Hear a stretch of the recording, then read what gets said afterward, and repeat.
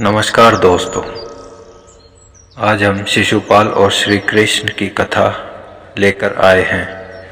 प्राचीन भारत के मध्य भाग में येदी नामक एक समृद्ध और शक्तिशाली राज्य था। इस राज्य पर राजा दमघोष शासन करते थे। वे पराक्रमी, न्यायप्रिय और धर्म को मानने वाले राजा थे। उनकी पत्नी रानी श्रुतदेवा अत्यंत सुशील, धार्मिक और करुणामयी थी। वर्षों की तपस्या और प्रार्थना के बाद उनके यहाँ एक पुत्र ने जन्म लिया।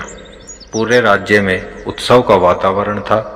ढोल नगाड़े बज रहे थे, ब्राह्मण वेद पाठ कर रहे थे और प्रजा आनंद मना रही थी। परंतु जैसे ही नवजात शिशु को दाइयों ने देखा, उनके चेहरे का रंग उड़ गया। शिशु के 3 नेत्र थे और 4 भुजाएं। यह दृश्य देखकर महल में हर्ष का स्थान भय ने ले लिया। राजा दमघोष व्याकुल हो उठे। रानी श्रुतदेवा मूर्छित सी हो गई। सभी सोचने लगे कि यह कोई अपशगुन तो नहीं। परंतु उसी समय आकाश में गंभीर स्वर गूंजा और आकाश से आवाज आई, हे राजन, भयभीत मत हो। यह बालक सामान्य नहीं है। इसकी अतिरिक्त आँख और भुजाएं उसी क्षण लुप्त हो जाएंगी जब इसका वध करने वाला इसे अपनी गोद में उठाएगा। राजा और रानी ने इस आकाशवाणी को सुनकर भी कोई संतोष नहीं पाया। वे सोचने लगे कि कौन होगा वह व्यक्ति जो उनके पुत्र का अंत करेगा। और कुछ समय बाद शिशु की मौसी कुंती, जो पांडु की पत्नी थी, येदी आई। उन्होंने प्रेम से शिशु को गोद में उठा लिया। जैसे ही उन्होंने बालक को अपनी छाती से लगाया, चमत्कार हुआ। तीसरी आंख अदृश्य हो गई और 4 भुजाएं 2 में बदल गई। कुंती स्तब्ध रह गई। उनके हृदय में एक ही नाम गूंज उठा, श्री कृष्ण। कुंती समझ गई कि यह बालक श्री कृष्ण के हाथों मारा जाएगा। एक माँ का हृदय करुणा से भर उठा। वे तुरंत द्वारका पहुंची और श्री कृष्ण से विनती की, हे माधव, यह मेरा भांजा है। चाहे वह कितना भी अपराध करे, कृपा करके इसे क्षमा कर देना। श्री कृष्ण ने मंद मुस्कान के साथ कहा, मौसी, मैं इसके 100 अपराध क्षमा करूंगा, परंतु 100वां अपराध इसका अंत बनेगा। कुंती ने श्री कृष्ण के चरणों में शीश नवाया, पर उसके कान में एक अनजाना भय बना रहा। समय बीतता गया और बालक का नाम पड़ा शिशुपाल। वह बड़ा हुआ, बलशाली हुआ, युद्ध कला में निपुण भी हुआ, किंतु उसके भीतर एक दोष धीरे धीरे जड़ पकड़ता गया, अहंकार। उसे लगता था कि वह सबसे बड़ा राजा है, वही सबसे शक्तिशाली है। उसे श्री कृष्ण से ईर्ष्या होने लगी। वह यह सहन नहीं कर पाता कि लोग एक ग्वाले के पुत्र को भगवान मानते हैं।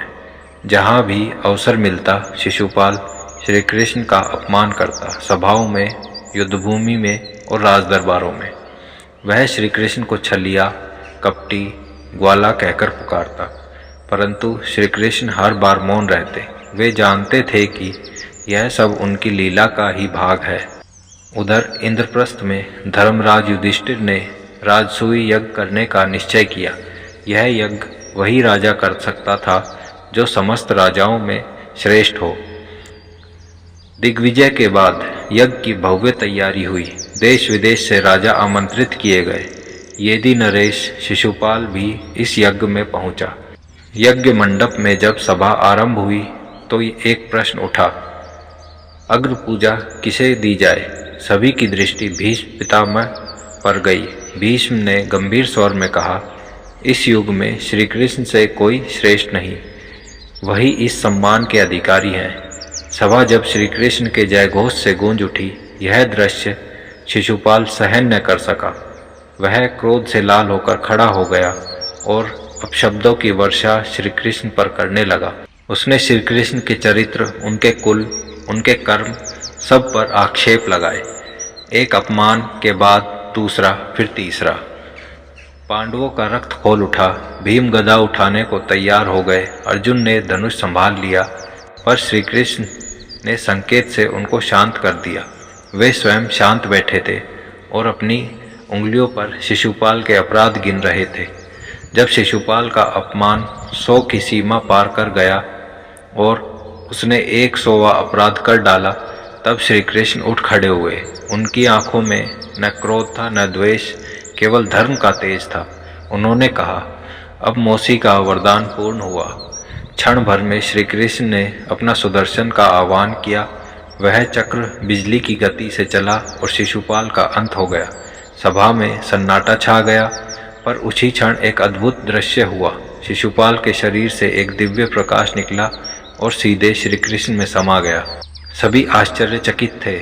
तब नारद मुनि प्रकट हुए और बोले, हे राजन, यह साधारण घटना नहीं है। पूर्व जन्मों में शिशुपाल भगवान विष्णु के द्वारपाल जय का अवतार था।